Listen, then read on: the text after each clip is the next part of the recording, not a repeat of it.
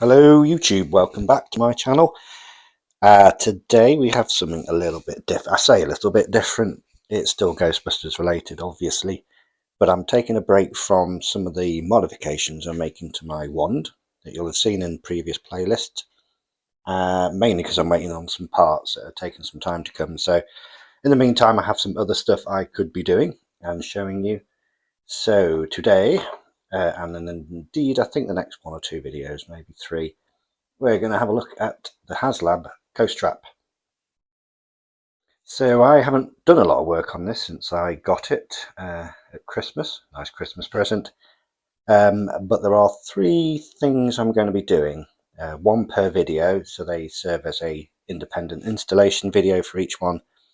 I appreciate people might not necessarily be doing them all in one go, so I'll be doing some dedicated videos, and I think there'll be three, from what I can tell. Now these aren't modifications as far as changing certain parts and components and stuff, but they are three upgrades to the existing technology in here, and I'll just explain what we're going to do. One thing I'm going to be changing is the bar graph here. We're going to be upgrading that to a 28 segment one that all works in the correct direction, with a new LED there which works and functions a little more like it does in the films. That's number one we're going to be doing. Number two, we're going to be changing this light that's in here and this switch. This switch will be changed to a proper flat toggle style one, again more accurate to the screen used props. I will at some point also put a proper Limrose lens on there. I don't have one of those for now, but that will be something I do. And lastly, what we will be doing is under here is where the speaker resides, and we're going to be changing this for a different speaker, but also installing an amplifier. And by all accounts it's a really good bit of kit and will make a huge difference to the volume of this thing, which is a little underwhelming in all honesty. Now all three of these upgrades have been created by Fruto Technology. You will see my previous videos. I'm a big fan of them, also UK based represent. But they do make some absolutely excellent quality electronic parts. They're very highly regarded in the GB modding community, and they just so happen to actually make the actual parts that I want to change and upgrade. So that's the history, and that's who we're going to be using. So for part one of this playlist with the Ghost Trap, the main one I'm going to tackle today is going to be the speaker upgrade. So again, as I said, it's under there. So we're going to be doing that one today, and that will be the focus of the video. Next, after that, I'm going to do the toggle because it's in the same area. And then the final one I'll be doing is this, which is all housed in the trap itself that comes out.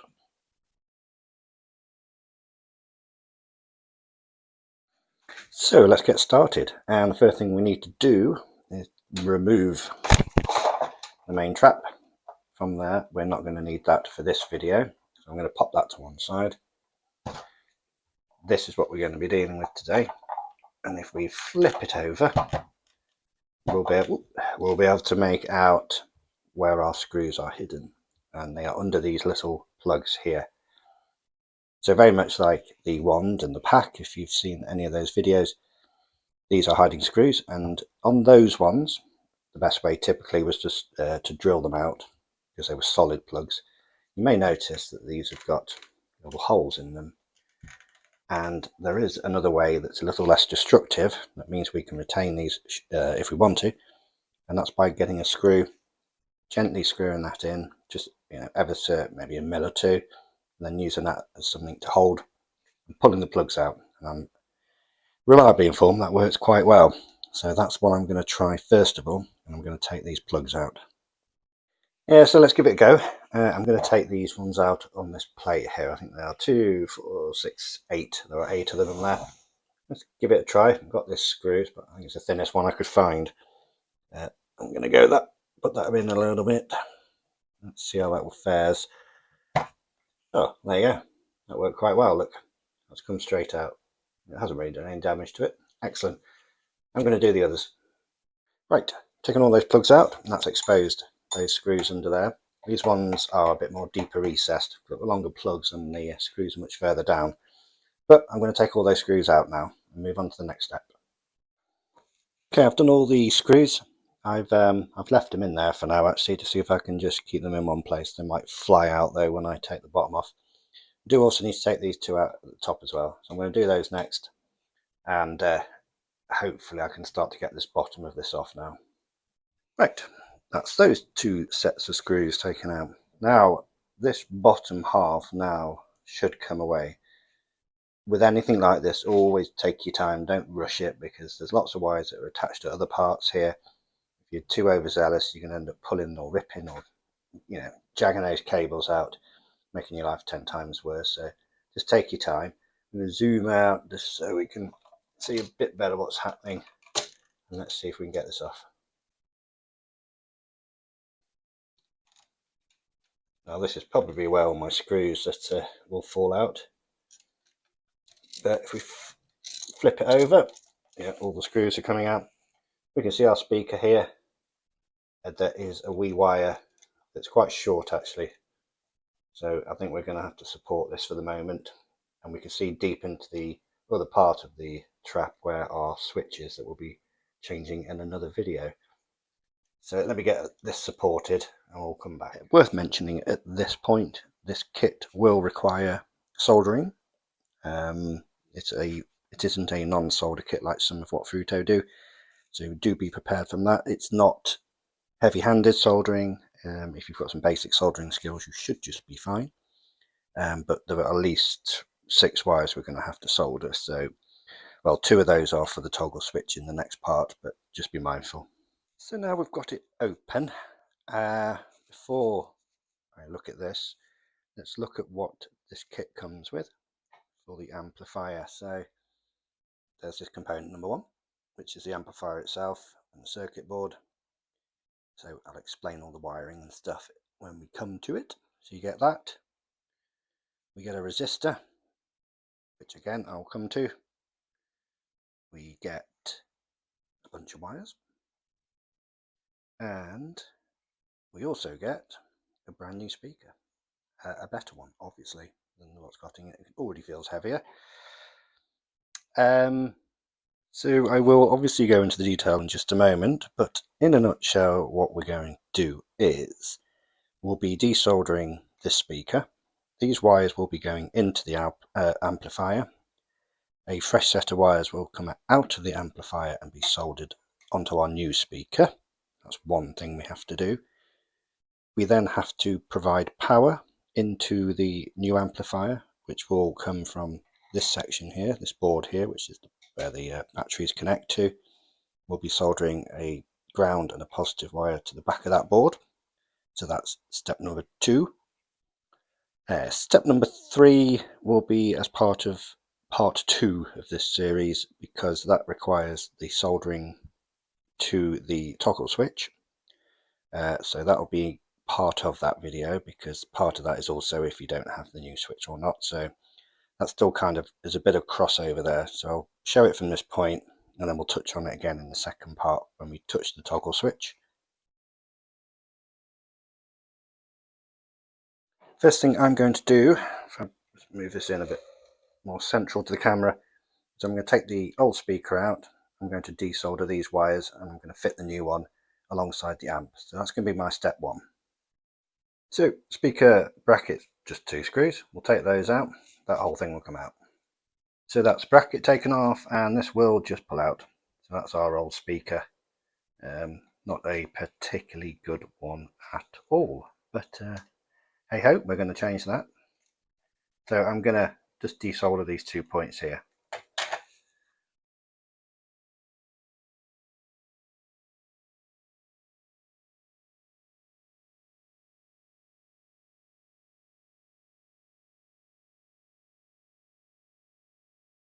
Let's get rid of this. We don't want that anymore.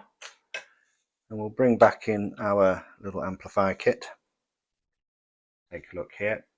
So if you flip this over, let's have a look. So we've got these little terminal gates that we're going to screw some wires into. And under here, they're all listed out what they are. And the ones at the very top here, the A plus and the A minus, the A for audio. So the red and the black, the red always been the positive. We're going to pop those two into those little terminals like that. Right, that's those two wires in, our first of many. The just as a reminder, the top one, the audio plus, I should say, is the red wire, and audio minus is the black wire. Also pays to desolder those rather than snip them off, because then you've got the wire ready to go in. You don't have to do any more stripping on these very thin wires. Okay, that's that step done. Let's go on to the next one. Next up will be the wires coming out of this and ready for our speaker. They don't go here, they go on these two dedicated ones here. Again, labelled underneath, speaker plus, speaker minus, red being the positive. So we're going to pop these two that come with it, the red and the black, into those terminals. Right, those two wires are now in as well. All that's left for this part is to solder the positive and negative audio ins onto the new speaker. Now, we can obviously trim these wires down, make them a bit shorter, easier to tidy up at the end. But I'm also thinking ahead about where this amplifier is going to live. Obviously, we've got our new speaker here, our bracket going across here, and I'm wondering that I'll probably pop it here. I think there's enough room and clearance with these two bits to stop it banging onto there. I guess the other would be here, but it's not going to reach unless I extend these wires. So I think there seems the most sensible, but it's very tight, but I think it should just go. So actually, when I think of that and I think about these wires, I might just keep them as they are and then just tuck them away as I need them. So I'm going to do that now and see how I get on. I can always desolder and shorten and try again if it doesn't work to my liking, but let's get those soldered on. Okay, soldered those two to the back of the new speaker. The red wire to the positive is marked there, black to the negative. Let's think about where those wires might be. I'm going to put them that way. Oh, no, because I've got that bracket. I'm going to pop it this way. And just to keep that secure, I'm going to put the bracket on now. So as I'm working with other bits, I'm not going to keep ragging that around and risk damaging it. And just a note when you do put this back, let me point to it. I've lost my little pointer, aka my screwdriver. This speaker is, it's so hard to tell, but it is like the tiniest, microscopically tiny bit wider than the stock one. You'd hardly notice, if I'm honest. But the old one, you'll see on this little hollow where it sits, the tiny little, I guess, little ridges that the old one sat in, stopped it wobbling about. This won't go in unless you start forcing it, and I don't want to do that. But it will sit on the top of them. Just takes a bit of fiddling to get it just right, and it'll stay quite happily there. Just be mindful when you put the bracket on of it moving, so it's a bit fiddly. You could, if you wanted to, I guess, just knock those out, but what I'm worried about is then it will allow that speaker to be able to move left and right, and I'm not sure how well the bracket will stop that happening. So I don't really want that rattling around, as the speaker vibrates and stuff. So I'm going to keep it on there because it won't go that way then. There, so I've put the bracket on, and that's keeping that completely solid in there. So just make sure it stays flush and level as you screw that down. A little bit fiddly for a moment or two. As soon as that's on, that speaker is well in place. Also, slightly bigger back, so do not screw these down too far. You don't need to. Just make sure they're in and there's no play. Job done. Okay, happy with that. Next, we're going to give this some power, and to do that, we're going to have to take out these two screws here so we can get at this circuit board. We're going to be soldering two wires onto the back of that. So again, we've got a red and a black to represent our ground and our power. I'm going to screw these into our terminal first of all, then I'm going to take this out and we'll look at the back at where these go. Right, I've taken those two screws out. There's also a little bracket that comes off as you do that, that's holding that board down. And this is the board itself. And we don't have much wiggle room with this because it's held in, or trapped in I should say, with these other wires that are soldered on. But we do have enough. We're going to flip this over and we're going to be soldering these other ends of these black and red cables, one on each end of those, and I'll show you which ones just a second. I just wanted to point out that I did just loosen this bracket off and rotate my speaker slightly, just meaning I've got better position to tidy up those wires after. Again with these, I think actually on this occasion I might trim these down slightly, or I might not, might give myself some room. Actually I might just do it as it is. So let's have a look at where we're going to solder the other ends of those on. Okay, so if we take a look on the back of here, I'll just zoom in a moment. There is, you'll notice, one solitary red wire as part of this collection of cables. That is our reminder that this side is where we're going to solder on our red wire, and the black one will go at the other end, and it's the far end one. So right at the end we're going to solder the red to there and the black to the very last one on this opposite side. I'm going to do that right now. Okay, so that's those two wires soldered on. We can put this back into place now, so I'll do that before we move on to the next stage. Okay, I've screwed that back on with the bracket. Just be careful when you put this back because you can easily trap these wires. You need to make sure that they remain behind the board.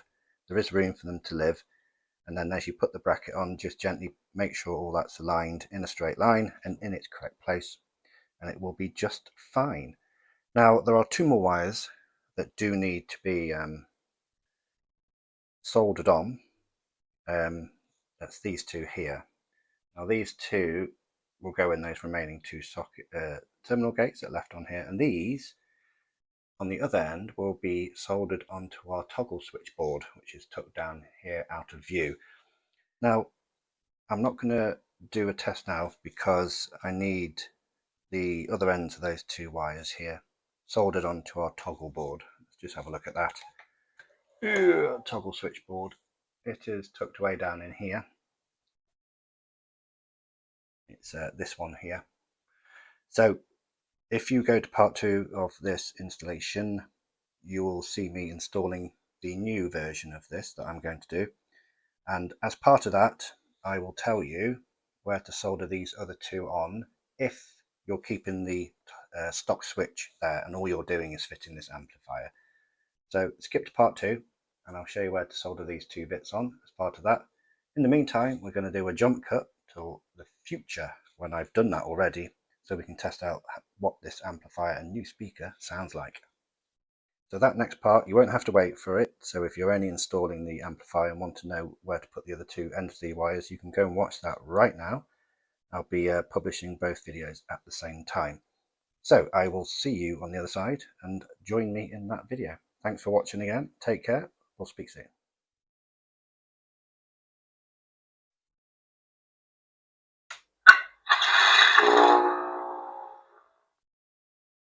I think it's at full volume, so we can always turn it down, but let's do it at full volume.